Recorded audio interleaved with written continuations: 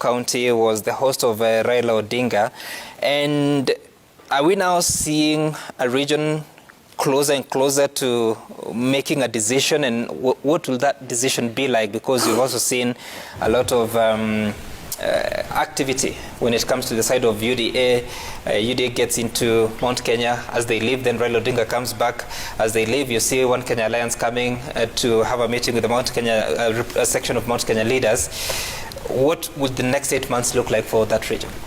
Well, I saw the people you have brought there, and I have not seen the remarks by the host governor. I don't know why that has been conveniently avoided.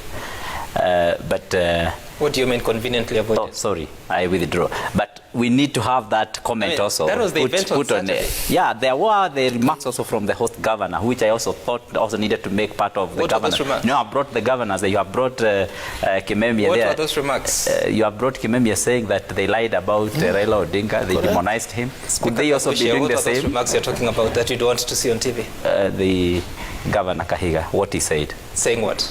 About the history must not be what we are looking forward to in terms of the next government that was on Friday. We brought excerpts from Saturday, so there's no ulterior motive or any targeted. No, it's okay, no problem. I withdraw that. But the issue here is that you have seen the insincerity with some of those gentlemen who are standing there. A whole governor standing to tell a whole community and the whole nation that we lied, we cheated you, we said the wrong things, we besmirched someone's name, and I'm actually shocked that since the time I was born, these guys have been lying to me about Raila Odinga, and they have seriously changed my opinion and thinking about him, because for the longest time as I have been growing up, I have grown knowing Raila is this person who is not so good, and now Kimemia says I have been lying to you. I feel cheated. And I'm wondering, now that you're of age and able to make your own assessment. And I'm wondering, no, but he's informing me. He's informing me now. He's informing me now when already I am making my decisions, and part of what makes me make my decisions is actually based on a lie that Kimemia has lied to me together with his other leaders, and he says that on a national television. I think really he was being truthful, or he was just being political? I don't know. Now, I don't even know now. I don't know when he's truthful and when he's lying. You see, the issue is, could we also be now misguiding the next generation by creating another character in the deputy president, by lying to the public that he's not a good gentleman, by lying to the people that he should be demonized and now we are lying to another generation? Could we be doing the same again? And why should we engage in name calling and name madding as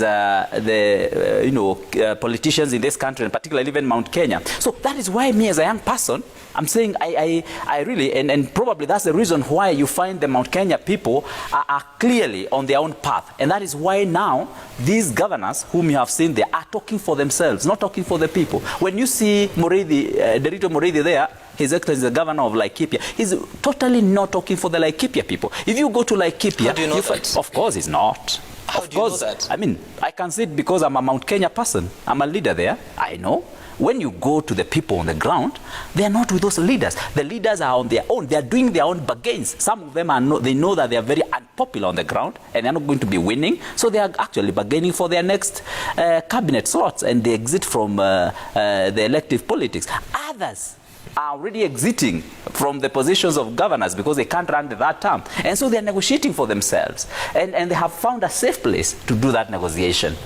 And in that case, I can tell you, someone is taking Raila Odinga on a ride. He's being taken for a ride. And the sooner he realizes that, the better. Because he's totally misguided. There are only 2 governors in Mount Kenya who are serving their second term. And I have said, not mistaken. I mean, there's Governor Mwangwe and there's Governor Martin Ombora. I mean, I have told you clearly, some of them are bargaining their their exit from elective politics because they know they can't clinch the seat anymore. That's clear on the ground. And so, those remarks, I find them very unfortunate, that we have been lying to you, we've been cheating you, we have misguided you, we have misinformed you all this time. I find that very misguiding, and I can tell you the people of Mount Kenya have made their choice. They have decided what they want to do and where they want to go. But how do I know that what you're saying is the true reflection of the situation on the ground? You know that because you called me here. You called me here because I am a leader from the region, and I'm able to tell what exactly the region is thinking and the temperatures in the region, and you just need to look at you know. I like how you just apportion the reason why we called you here. You just need to look at how we, for example, transported every person from every other side of the country to Kafiroini in Nyeri. Do you know, for example, there were very few people from Nyeri who were involved in this activity. I was standing somewhere in town, in Nyeri town, that particular morning, and I was shocked at how many school buses I saw carrying people, bringing them there. In fact, I was with one gentleman who told me, you know, the good thing with Raila Odinga is that he doesn't mobilize. But when we were standing there, the buses started coming, streaming in. And then I asked him, but where could these people be going this early morning?